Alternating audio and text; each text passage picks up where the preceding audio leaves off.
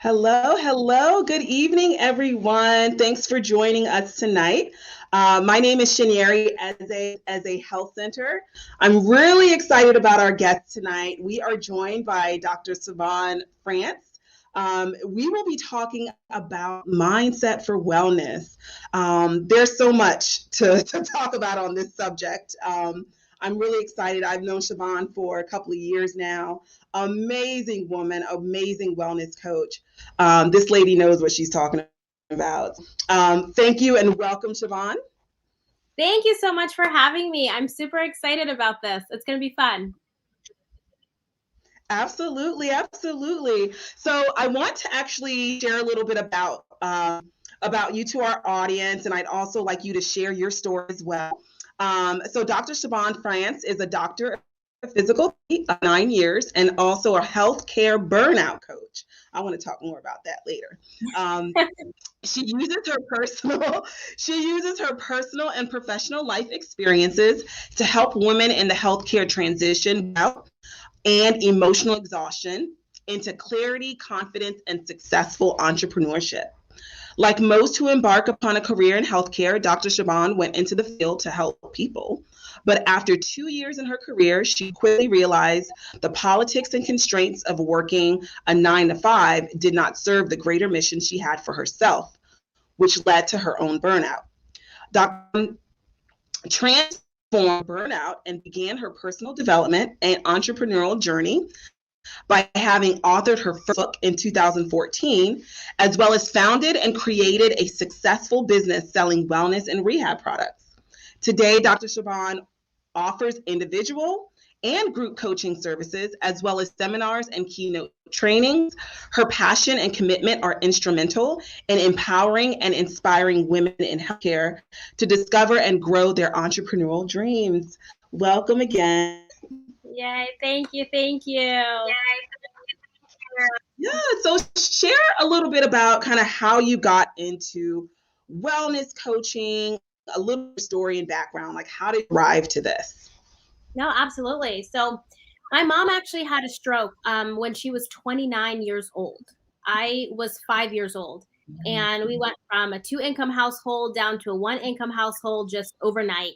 Both my parents, they immigrated here from Trinidad to give my brother and I a better life, but you don't anticipate or expect anything like that to happen, especially when you're a young woman and you're 29 years old. So it was really at that moment that I kind of learned really what it was like to take care of your body because my mom had to rehab herself.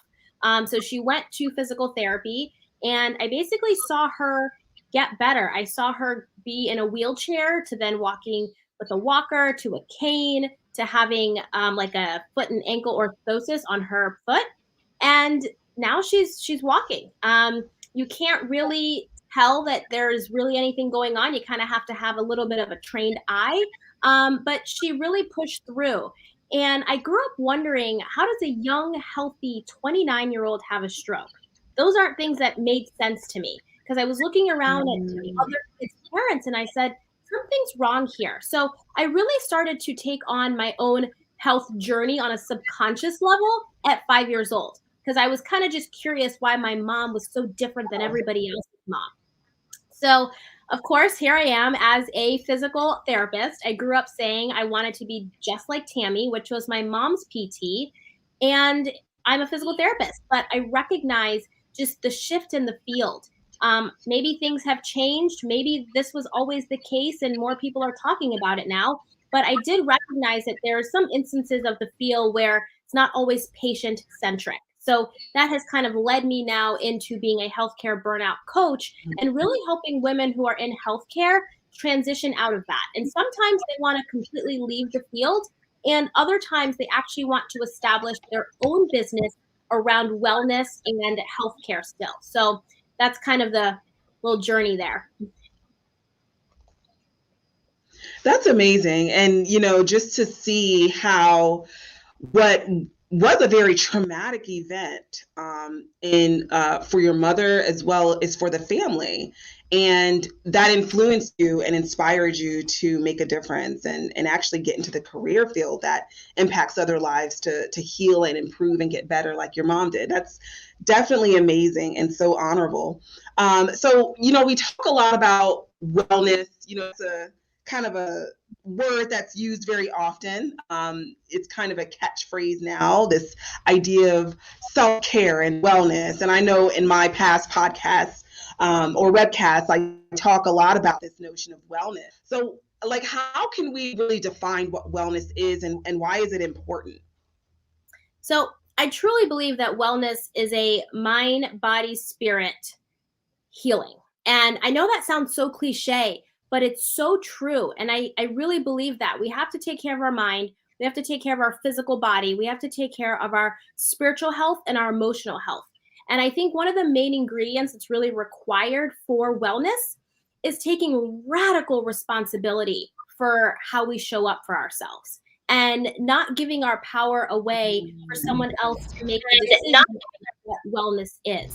Most of what we are doing now is kind of like this sick care, kind of taking care of ourselves after something has happened. I think wellness is really about preventing a lot of those things from happening so we can feel more empowered within our body, within our mind, and within our spirit. Absolutely. And that term that you oh my gosh, I think I missed it altogether. As far as like taking charge of your own health and wellness and not really being kind of reactive to, say, an illness or a disease, being more proactive and taking a more preventive approach. So, when we talk about, another very common catchphrase out there is about mindfulness and having a mindset toward wellness. So, before we can change our behaviors and improve our health, we have to get into the right mind frame in order to achieve that. Why is it important to have a certain mindset in order to make this radical change in your own wellness and health?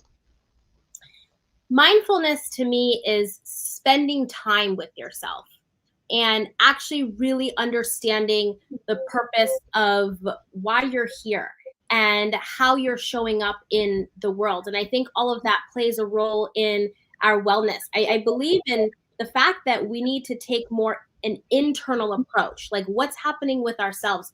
We're just in this space now where we're bombarded with so much information. All the external noise, I call it, is kind of just pulling us and it's taking all of our energy. And so we really lose our ability to be mindful. We lose our ability to take care of ourselves because we're falling subject to everything else that's happening around us. So it's about taking that radical responsibility. That's the word that I had used. It's about taking radical responsibility and creating a very conscious approach to how you're living and a conscious approach to the commitment that you have to yourself first. Because as long as you're committed to yourself and how you're showing up for yourself, everybody else around you is naturally taken care of. Because they always say you can't pour from an empty cup. So the more that you really give to yourself, then the better you're going to be for everyone else. So it's a very conscious approach to living and a very conscious approach to how we're really showing up. Uh-oh, it looks like we are, may have lost you. May have lost you. Come up in just a second. Okay. Perfect. Can you see me now? Yep, you're back. All good. Excellent. So sorry for that interruption. We know how technology is at times. So yeah, I mean, that's exactly right. I think, we can't pour from an empty cup, really prioritize self-care. And I think what's unique about us is, right, put everything and everyone else before ourselves. And we put ourselves last, and we think even that we're supposed to do that. We shouldn't prioritize like our own mental, emotional, physical health. Yeah. So I think it's something that we as women, we're the caretakers, we're the empaths. And I know that's one thing that you specialize in is, working with empathic women in healthcare in particular, because we feel everything. When something bad happens, so that we absorb that, right? So it's one of those things where we have to really take the initiative, and be proactive about our own wellness and healthcare. So we're in this pandemic, okay? We're going into 2+ years, right, of pandemic, and it's affecting us in many ways. Not only, everyone in some way, rich, poor, no matter your race, demographic, religion, whatever, this pandemic has affected everyone. Absolutely. And we're seeing the impact on, right, we're seeing the impact on parents, employees and employers, healthcare workers and providers. I mean, it's affecting us in so many ways. So, how is it that we can now like reset and navigate? We're dealing with this virus that's out there, and many people have been impacted, gotten sick. Now we're dealing with like a physical event, and now kind of understanding the importance of how mentally and emotionally we can handle and deal with this, because this is prolonged stress. This is really a lot of people are experiencing even post-traumatic disorder, but still in the midst of being exposed to this trauma and stress, whether it's economic, family, many have lost loved ones, and they're grieving on top of that. So it's a lot to have to absorb. So now in this is, with this understanding of mindfulness and making your health and wellness a priority, like how do people get started in even trying to attempt this in the midst of all of this that's happening in the world right now? Whew, that's loaded. That's loaded, but we're going to tackle this. I think it's really important that we actually take inventory of how we're showing up and what we're putting into our mind. It's so important, because if we don't take inventory of what we're putting into our mind is taking pictures and remembering everything it sees, everything it feels, and we're embodying that.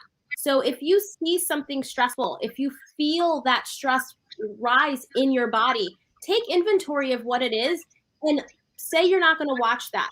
You're not going to read that. You're not going to engage with that. The more that you raise your stress levels, your body's living in something called fight or flight. And that means like there's a bear chasing you and you need to run. So living in that constant state or fight or flight is what actually leads to disease, because it's increasing our stress levels. So we need to understand what is actually raising our stress levels. So step one, take inventory. And when you recognize those things that are stressors, you cut those things off. And I know it might be hard. It might be a friend. It might be a family member. It might be something that you're watching, but you have to take that radical responsibility to say, you're not going to allow this external thing to take your energy. You're not going to allow this external thing to empty your cup, because then you're left feeling depleted at the end of the day. So a lot of this pandemic fatigue, so to speak, is really because we are allowing things to pull us, and we're just kind of following suit. We're not reclaiming our own power. And I'm not saying to put it down on this. We need to understand what's happening, but you also have to know when it's time to cut that off. And when your threshold of consumption with everything that's going on has kind of hit that limit and you're maxed out. So we really have to decide within ourselves, like where that limit is, where that boundary is for us, and just deciding, like really firmly deciding that you're drawing a line in the sand and you're going to have that boundary for yourself, because you matter more. Absolutely. That is so pivotal, what you just said.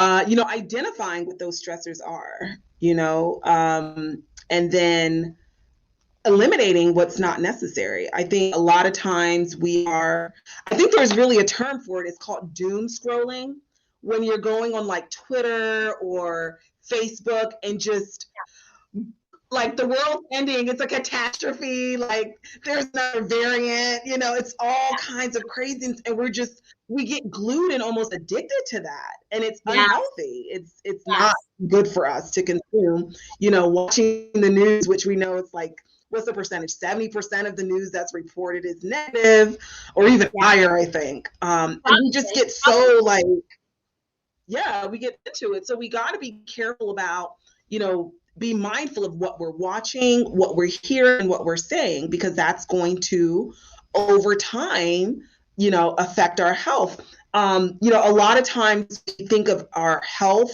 in the form of our physical health, not knowing that our mental and emotional health is very much intertwined with our physical health, right? Mm-hmm. So like you mentioned, when you're stressed out, those stress hormones are increased. It's going to increase your chances of heart disease. It's going to increase your chances of stroke and all these other chronic conditions, these chronic inflammatory conditions. So it's more than just, what you're eating, smoke or not. Like it's also what you're consuming mentally. Absolutely. Absolutely. Yeah. Yeah. So, we talk about the importance of wellness and self-care. How does one get started? Like when it comes to just setting a goal, I think it's the new year. The most common goal of the new year is losing weight, right? But it's more than just kind of stating it. It's okay, what are the actual steps and modifications and changes that you're going to make? And what lifestyle are you going to need to change in order to accomplish these goals, and not only accomplish it, but sustain them, right? So what are some strategies to goal setting? Yeah. So I like to always start with a why. Like, why is this actually important to you? And it's got to be more than I want to fit into my skinny jeans, right? Like it's got to be more than that. Right. You have to really understand like why. So for me, my personal why is my mom had a stroke at 29. When I was getting close to 29, I recognized I was kind of panicking. I was like, is something going to happen to me? Like, what's going on? So my why was so deep because I said, I have to prevent. I have to be proactive about my own life. And I can't just wait for something to possibly happen. So I had a very deep why to really take ownership of my own life, of my own health. So I ask you, what is your why? Like, why is it important for you to get healthier? Why is it important to you to feel good? Why is it important to you to lose weight? And it has to be something that feels really internal and that's really rooted. So that's number one, because that's going to help you stay consistent. Okay. The second thing is you don't want to be all or nothing. You've got to do habit stacking. The all or nothing principle is what sets us up for failure. It's the first of the year. We all want to lose weight. And so we go out, we buy all the clothes, we get the gym membership, we do all the things. But the thing that actually matters the most is you don't have the habit yet. So just going all out doesn't take the action. So the habit could just be, I'm going to just start in my home and I'm just going to move my body for 10 minutes. I'm going to find a YouTube video and I'm going to pick it the night before, right? Because we have to have the plan. I'm going to pick it the night before and I'm going to say, I'm going to do this movement in the morning for 10 minutes.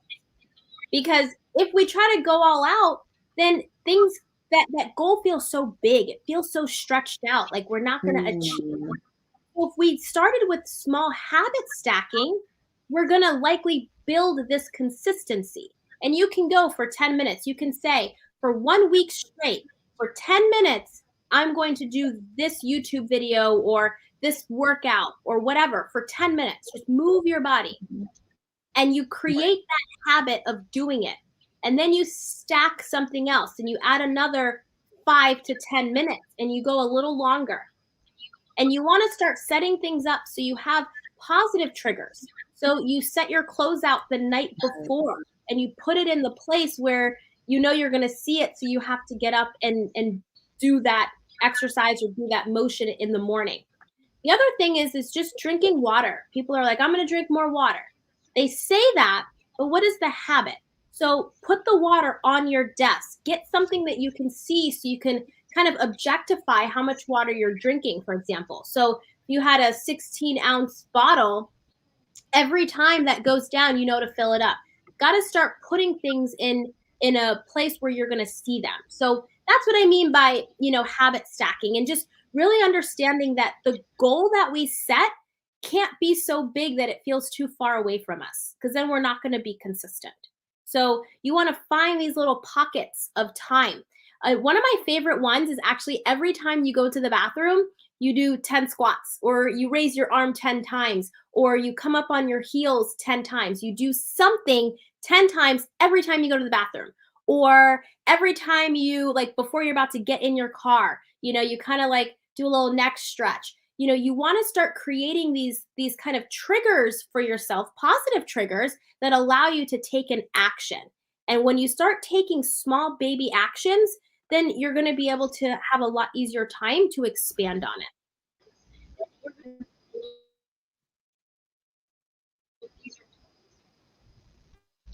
Absolutely. That's an excellent approach. I think a lot of times we want to make so many drastic changes all at once because we think that's going to get us to our goal sooner, those small steps, in order to achieve over time the big changes. And being patient with the process, right? Yes. If you mess up, or if you take, 3 steps forward and 1 step back, well, it's progress, So, take it as you go along. So that's really good advice. So, now we're kind of looking at the element of, a lot of especially in my practice, a lot of my patients are now going back into the workplace. People are anxious. We have this new variant that's highly contagious. People are, concerned about exposure and all of that. And we're doing what we can, the preventive steps to keep our bodies physically healthy. However, for certain types of professions, those who are in healthcare, those who are teachers, those who are essential workers, those particular type of jobs, it adds another layer of stress because they're overwhelmed.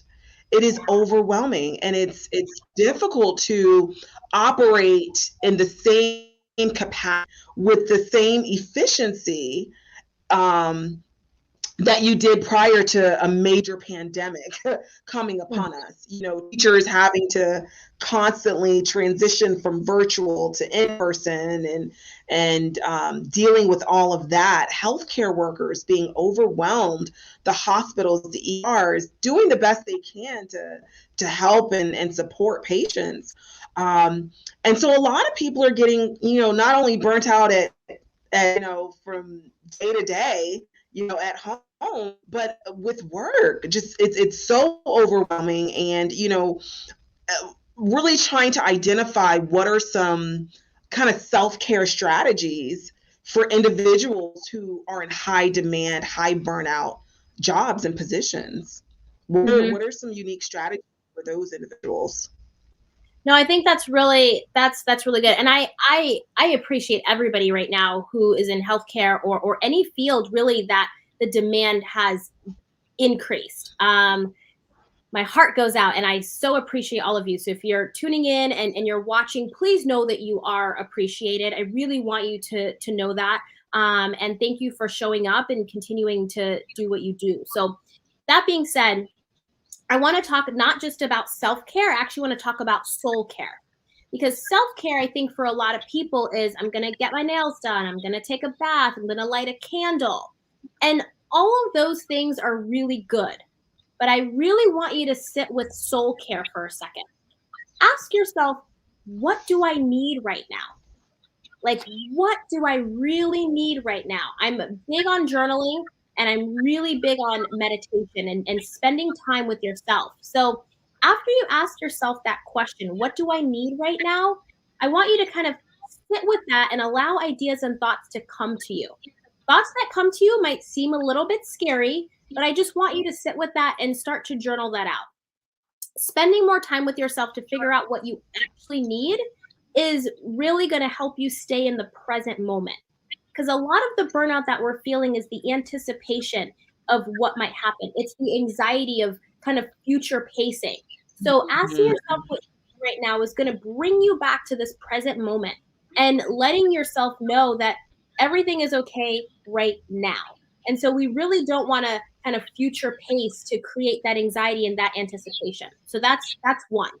The second thing is really asking yourself, are you taking on too much? Because sometimes we actually need to subtract things from our life. We can get caught up in having our worthiness, especially if you work in healthcare.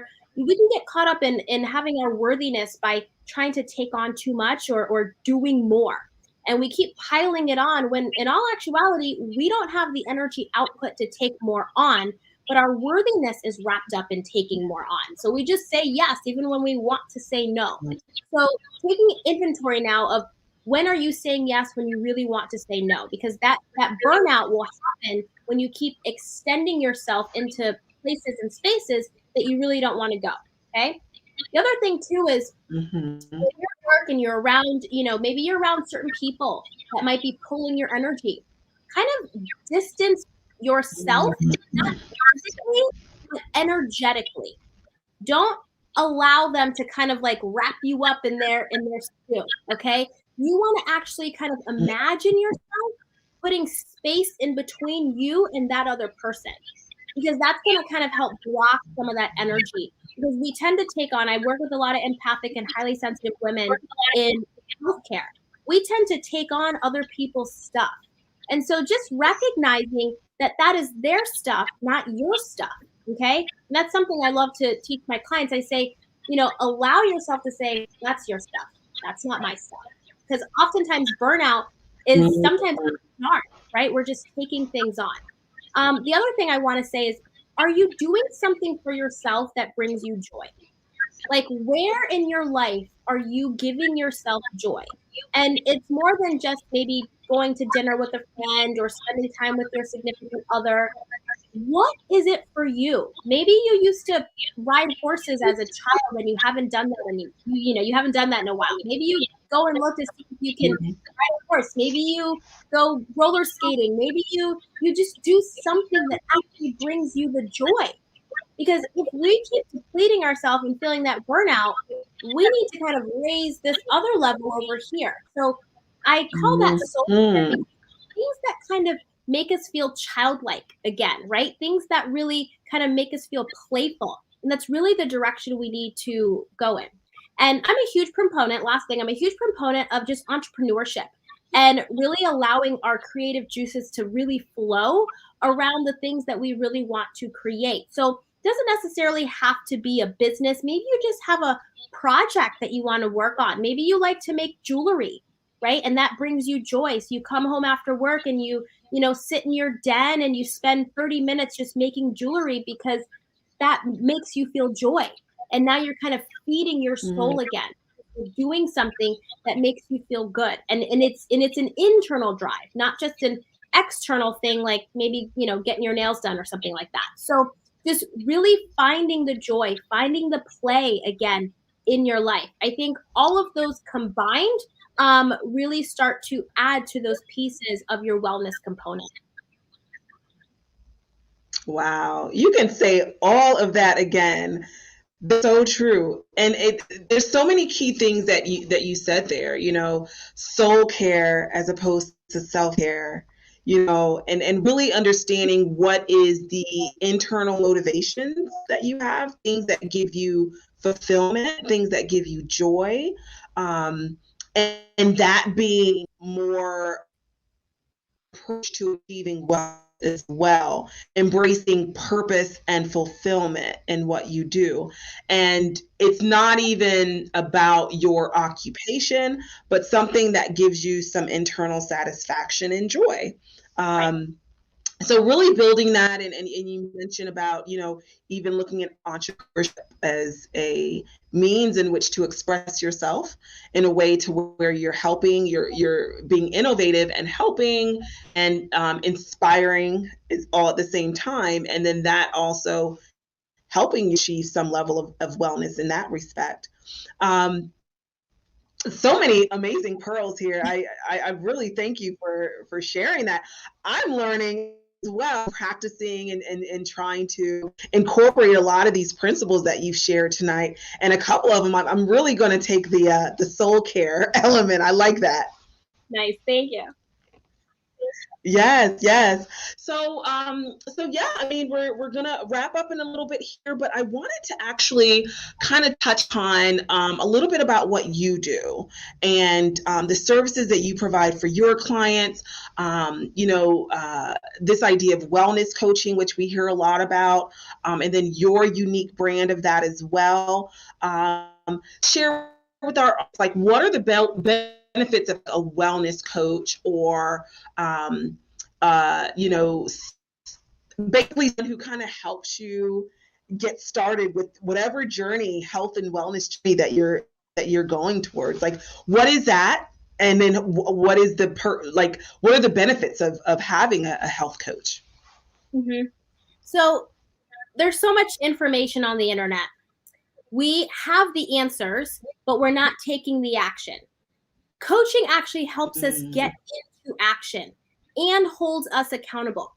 Oftentimes we know what to do, but if we know what to do, but we're still not doing it, that means that we need the help in being able to implement the things that we know, but also having somebody to keep you accountable and see your blind spots. We all have blind spots. And so if you have somebody who not only is like in tune with you, who has the understanding and the knowledge base of the goal you're trying to achieve, then they're going to be able to see the insights and provide you with feedback on, what it is you need to do next. And it's that I can't tell you enough. Paying your dollars for accountability to help you achieve a goal, besides the fact that it cuts your learning curve, is just truly one of the biggest commitments you can give to yourself. Because if we had all the answers and we knew what to do, we would be doing it, right? But if we're not doing it, then we don't have the Right. accountability. So it's really important that Right. we decide for ourselves, like, we're ready to get into action, and recognizing that you have to ask for help. And kind of piggybacking Yep. off burnout for a second, oftentimes we're burned out because we're not asking for help. And if we are in the state of feeling burnt out with pandemic fatigue or what have you, it's going to be harder to take action.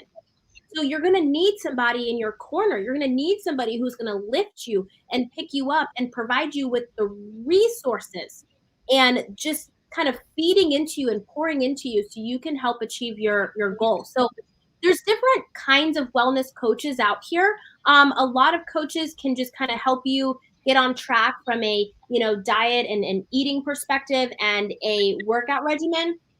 And there's other coaches who are more integrative and help you with not just tracking food, but helping to heal your gut microbiome, which is your second brain, and really just helping you overcome some of the, adrenal fatigue if you've been diagnosed with things like that. If you have issues like IBS or any kind of inflammatory disease, right? Working with somebody who's trained to help you through those things, because that right there can be very Right. emotionally taxing. So don't take that on by yourself. And then, the other component is if you're like, you know what, I'm doing pretty good in that department, but I need some help. Maybe I'm finding myself burnt out and I want to start a business or launch a business and get clear. Maybe you're just in a state of confusion. That's really where I'm at right now from a business and entrepreneurial perspective, is I'm helping women who are empathic and highly sensitive launch their business, go from this idea phase to implementation phase and actually taking the action to get started. And it's all really understanding that how we show up in our life is how we're going to show up in our business. So a lot of it is mindset and spiritual development, helping you really kind of clear up some of the people pleasing tendencies, the, not having boundaries, the procrastination, the avoiding, helping you clear up that life that way it translates into having a solid foundation for business. That is powerful. That is powerful. And I really appreciate you that breakdown and explanation because, there is a lot of information out there and it's not for lack of knowledge, but lack of initiative. People need that extra support, that help, that accountability. So I really thank you for sharing that explanation. So this was an amazing discussion, Dr. France. I appreciate your time tonight. I hope those who logged in and heard us got some great tools and information and nuggets of knowledge here. I want to be able to share with our audience, how they can reach you if you have like an Instagram or Facebook. How can they keep in touch and learn more about what you're doing and the services that you have? Yeah, absolutely. Thank you so much. I am primarily on Instagram right now. I feel like that's like the hottest new thing, but I am on Instagram. My Instagram handle is Dr. Siobhan France. Siobhan. And if you guys are tuning in, you can see my name here at the bottom. You can also find me if you want to book a call and maybe just kind of chat some things out. Maybe you're just not sure what to do or what kind of coach you might need. That's something I can help you with as well, because it may not be me, but I can certainly provide you a direction that you can go. So I have a booking calendar in my Instagram bio. If you went there, it says Calendly. You can click on that link and you're going to see some times. And if there's not a time that works for you, feel free to just shoot me a message. I do work with clients one-on-one. I do have a group coaching program. My group program right now is for women who are looking to make that transition into entrepreneurship or starting a project or a hobby and really kind of understanding themselves deeper. But if that's not you and that's not where you are, it's totally fine. I'm happy to help support you and just helping you figure out what your next step is. And we can do that on a totally free strategy call. Awesome. That's amazing. So I did include your Instagram handle there at the bottom. So those who are interested in following you and finding out more about what services you provide, they can certainly tune in. Thank you again, Dr. France. I appreciate your time tonight. Thank you, everyone who tuned in. I see Amanda had a couple of comments here, and she says, so good. So we have, definitely some individuals that really from this discussion tonight, and thank you again so much. Thank you so much for having me. It was such an honor to be asked. I love your practice. If you guys have not been there, you need to go there. It is so calming, and soothing the moment you walk in. And that's the exact kind of vibe that you want to have. And not just in the environment, but also the people. So welcoming. And Shaneri knows her stuff. I hope you guys are, definitely following her and subscribing to all of her thoughts and ideas and everything that she preaches, because she's one of the real ones out here for sure. All right. Well, thank you. I appreciate you so much, Siobhan. All right. Thank you all. You guys have a great night. Bye-bye.